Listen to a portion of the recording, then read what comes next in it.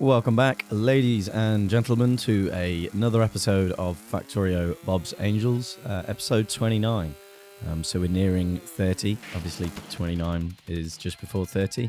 So we're going to carry on working on this area here. Initially, I was tempted to just sort this out in between, in terms of finishing the sorting area anyway, but I didn't. I thought I don't really want to do too much in between, and I kind of wish I had now. I've just been deliberating in my head. I considered actually dropping this video and just explaining in between what I'd done. I just had a watch through and realised there's too much in this for me to drop it that's important. But I will admit the second half is a bit slow past me. Got really carried away with pipes and the sorting area. Yeah, so it's not that bad that, you know, I definitely should have dropped it. I've considered it, but there's lots of circuit bits in at the start. We come up and sort out the mining up here at Sapphirite, which has run out already. I'm just keeping this down to a minimum number of miners because I don't want to cause too much pollution up here at the moment, because we're not going to be able to defend it. So at the Sapphirite signal, we changed the signal to be greater than 0. Because we're going to be putting in a constant combinator, sending out a negative value of how much ore we want in the storage, which I think I set to 1 full train load worth of ore with the Mark III carriages. So we're sort of filling in for the future there, because we will have all trains running with the Mark III carriages. And essentially, if there's ever a negative value of that ore, the station signal will always be open until that becomes greater than 0, which I think I have it right. I did it in my testing. It still confuses me a little bit, but the more I see it working, the more confident I'll be. So we carry on bringing the signal down. I do it in the car, just for the hell of it. I could do it in a train, but we do it in the car anyway. So we head on down and do the same at the Javolite. We put in a signal and we say if Javolite ore is greater than 0, then keep the gate open, let the train out. Sorry, if the value becomes greater than 0, close the gate. So we'll always have at least 2 trains worth in a warehouse max, and I think I've done the math correctly. That'll fit in one warehouse fine, so that shouldn't be a problem. And it also gives us a huge buffer at the factory, so as long as we're always mining at a greater rate than we're using it, that there'll always be ore in that chest. If not, we'll use it faster than it's coming in, and we'll keep running out, which is an indicator that we'll need more outposts. We also come and sort out the coal mining. I don't really need to that much, because I've been keeping an eye on the coal reserves, and now we've got solar in. We're hardly using any. I think we've used like between 5 or 10k coal in like the last 3 or 4 episodes, or at least since we've put in the power switch and the solar network. I'm not sure at what point it is. It may be this episode, or it might have been in between.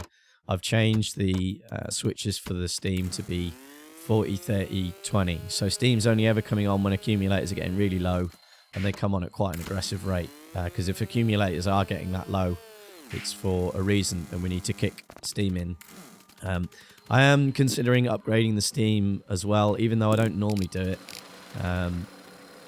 It'll be more space efficient, I guess, and I don't know if it's energy efficient in any way. I don't think you get more out of your energy for it, but I don't know. We might as well do it. So I want to get bobmonium and rubite mining again, mainly to clear up these patches, but also because we have run out of lead, and we can get all 6 of the ore areas laid out.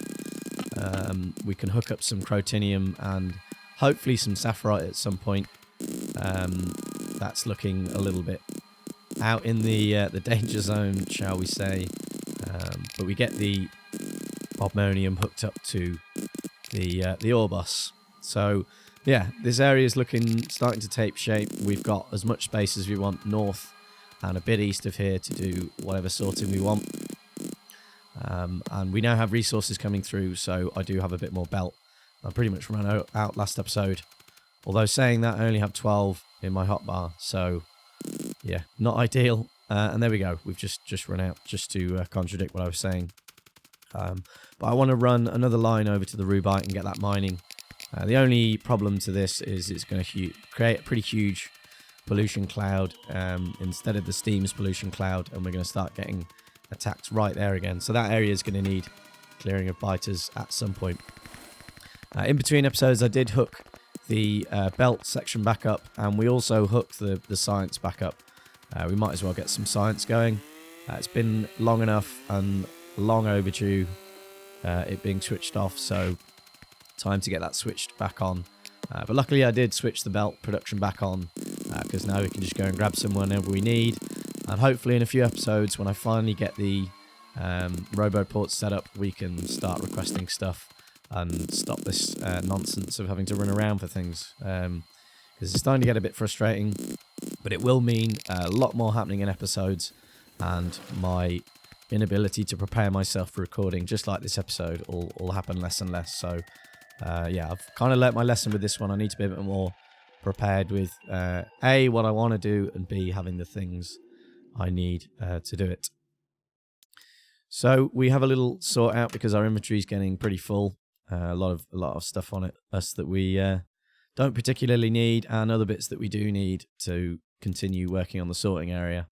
I kind of wish now in hindsight that I'd just set up the automation of production of everything we need up there, extended the roboports, and just got the robots to do all of this, which we will do for the other 5 areas. I just could have done it for this one and it would have been a bit better. But I guess there would have been lots of bleeping for a while, as we either run out of construction bots or don't have the necessary items to put it down. It is going to be a big drain on resources, but resources should be more of a common thing now. We might actually have some. So we run out of sapphire and we send the sapphire train up. We also put a radar in so that I can keep an eye on this area. It is currently in the dark. So yeah, the unloading area, like I said last episode, is a bit weird at the moment. It will improve once we get the better stack inserters. I changed that signal there to a lower value. I want this station to be less available if it's just been used. I then consider hooking it up to the sorting chest. I don't know if I'm going to leave this in because it is kind of a bit backwards. But yeah, we do use a different signal so we don't clash with the green. I place it back in, and I think I'm going to change this again. I don't know how I'm going to do this. I'd like some sort of counter to say if this station was used, make the next train use the next one and just get it to toggle along.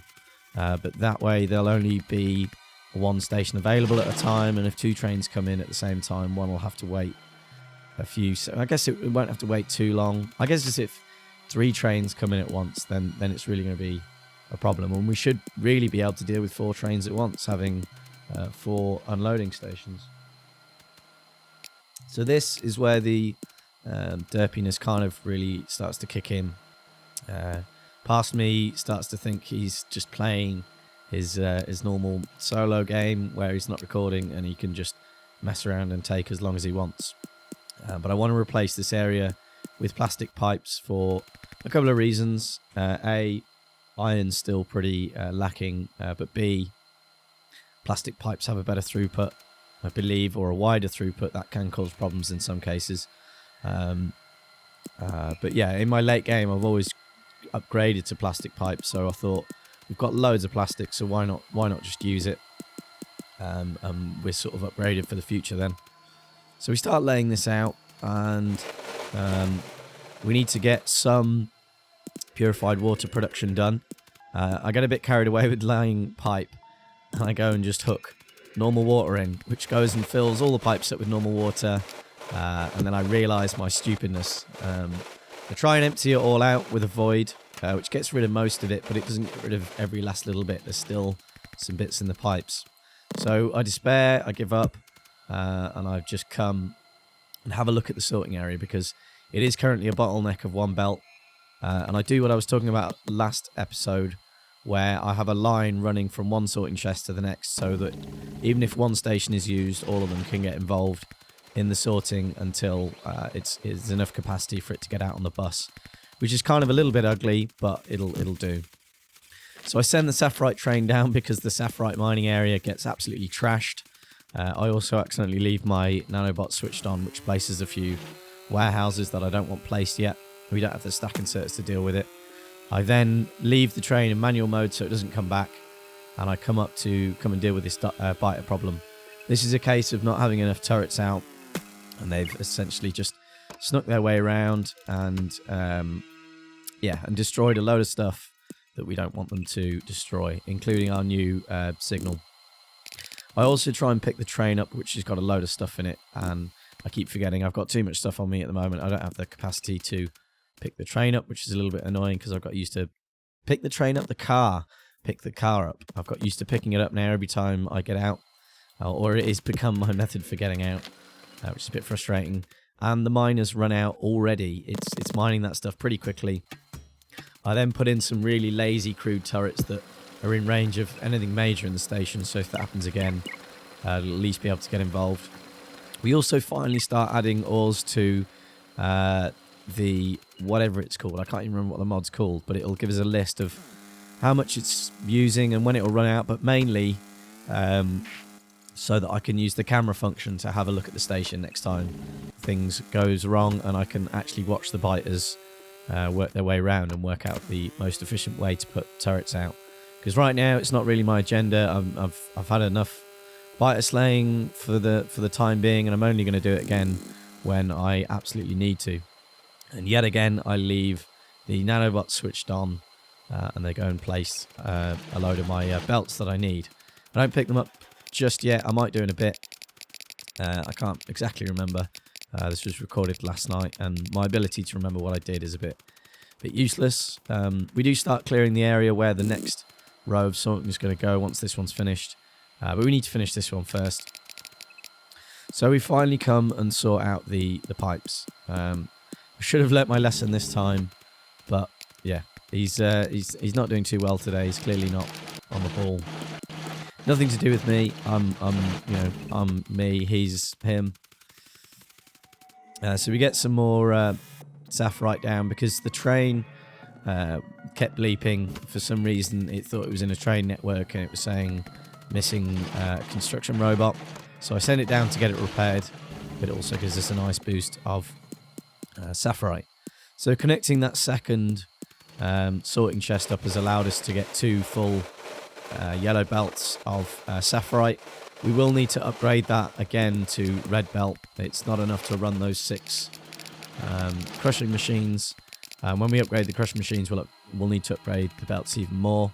But I did do a little bit of testing. The highest mark of belt is capable of dealing with 6 of the highest crushing machine mark. So we're prepared for the future there. That is one thing I enjoy incorporating in my builds, is being prepared for future. I don't like building things that are nice for the current tech but aren't spaced out in a way to deal with future stuff. So I cock up the water placement a few more times there, and I finally get it right and get the refining machines in place and get the layout done. The only thing I forget to do is to put in the circuit condition to say if there's too much purified water in the system, don't produce any, because this system can jam up due to the fact that you get some purified water back from the sulfuric wastewater production. So we run out of a few resources and I have to head down to grab a few more bits. I think it's plastic. Yeah, we completely run out of plastic, but I don't think to get rid of any of the stuff we don't need to clear up some space, which I'll probably end up doing in between episodes.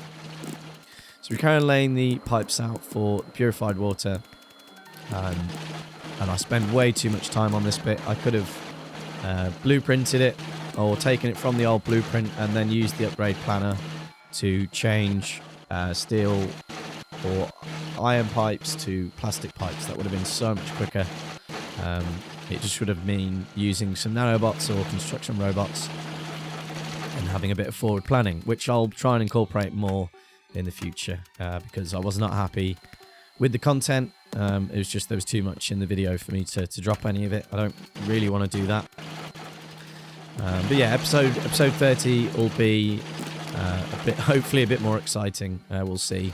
We'll maybe get the bots involved more with the entirety of the factory and get the other 5 areas laid out by construction robots. I think that's my plan. I'm going to be recording that in a bit. That's generally the direction I'll be heading in.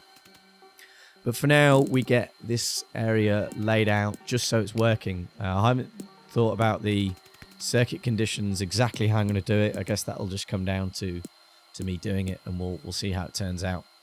But it's going to be fairly crude to begin with. There'll always be a much better way of doing it with circuits for me, because I always try and pick the simplest option, which isn't always the best in terms of functionality. But it's the first time I'm trying this. We'll see. At least it'll hopefully prevent us stockpiling far too much of any kind of resource, and we'll give the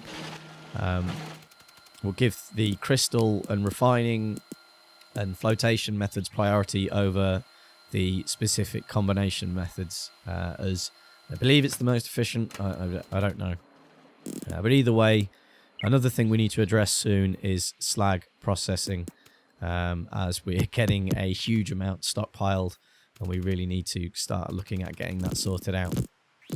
Now, this area we're laying out now is probably able to deal with far more wastewater than we're going to produce. I probably could have made it a bit smaller, but it fits nicely into the corridor.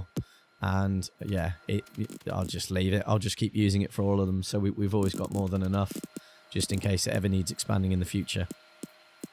So again, I manually go around upgrading all these pipes, which is a bit silly. It's not the quickest way I could do it. So do forgive me. I'll be more prepared in the future. Or sorry, it's Parsme's fault. It's not my fault. He'll be more prepared. I've had words with him. He'll get his shizzle sorted out. So we finally come and put in the circuit condition here. I try and use a small pump, which doesn't work. I need to use a normal pump, and just say I start off with anything greater than 100, which I think is wrong. It needs to be the other way around, or does it? It needs to open if there's less than. So I might need to go and have a look at that. I think Parsme possibly realizes. I'm not sure. We'll find out in a minute. That's the problem with sleeping after recording an episode. My memory isn't so reliable than doing the commentary straight after recording. Because while I'm recording the gameplay, I can sort of subconsciously come up with things that I can talk about in the video. And another fear of mine is coming true. I was a bit worried if I do use this footage, I was going to run out of things to talk about. I don't want to just go into silence and watch, but I guess that would be better than me just rambling on about nothing.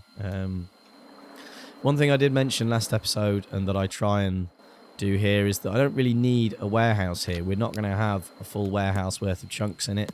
We could just really have a single iron chest and just have circuit conditions to control it. But then I realise I've run out of belt and I don't have enough on me to make any, so I just stick with it now. If it really becomes a problem and I do need to save a bit of space... God, that's quite loud, isn't it? It's a bit annoying. If I do need to save a bit of space, and I'll have to compress it, and I'll do that in between episodes, because you've seen me lay this out. You don't need to watch it again, even if it's done nice and quickly with construction robots.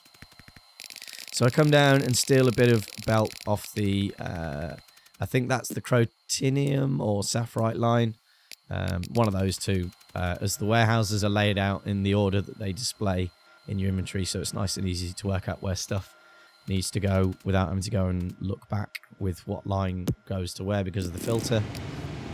We also get the mineralized water void in. I'll void it for now, and I'll take a line off of it if there is a use for it later on. I think there is. You can turn it into slag or crushed stone. I just don't ever remember doing it in my last playthrough. I'm probably lost a lot of resources, so I'll probably sort that out. I also come and redo the sulfur inserters, because they only get placed in line with the Bob's adjustable inserter GUI. They remember their place, but they don't remember the length of the arm, I believe. So I changed that around to something a little bit better. We don't really need a yellow. Sorry, we don't really need a red underground belt there, so I change it for a yellow. So as you can see, each stage will have its own sorting area capable of dealing with a full amount of the throughput. I then come and put in the outputs of these sorters here. I just stupidly put in a yellow underground belt when I should have really done a red, as I did upgrade that all to red, and it does become a bit of a bottleneck in a bit when we get enough of the ore coming through. So I don't get time this episode, but either next episode or an episode after, when I'm more confident with what I want to do, we'll have all this connected up with circuit conditions, and we'll say only process at this stage if the particular ore you gain from that stage is needed. If not, shut the belts off and use the simpler stage for what we need. And then if we have too much iron or copper, this stage will get shut off altogether, and we can buffer some crushed sapphirite. There's no problem there. I think buffering that to quite a high amount, but we won't go to a full warehouse. I think that's a bit too much, but I'll work out some numbers there. I just cut the process off, or the offtake at the moment, just to put some through and make sure this system's all working. But I promise, as long as this system all works, this is the last time you'll have to watch me go through setting this area up, because you've already pretty much watched me do it when I did the longer area, which I could probably still fit in if I use steel chests. I don't know. We'll see if we need that much, and if we do, I'll use the old blueprint and do it in between episodes. I won't force you to go through this yet again, because even I'm getting bored of it, and I'm pretty sure anyone watching is going to as well. So we finally upgrade this little bit, but it's all we're going to have time for this episode. Next episode, we clearly need to sort that wall out. We're also getting the blob forming again, which is a bit frustrating. But yeah, that's all we're going to have time for. I do hope you have enjoyed. Bye-bye.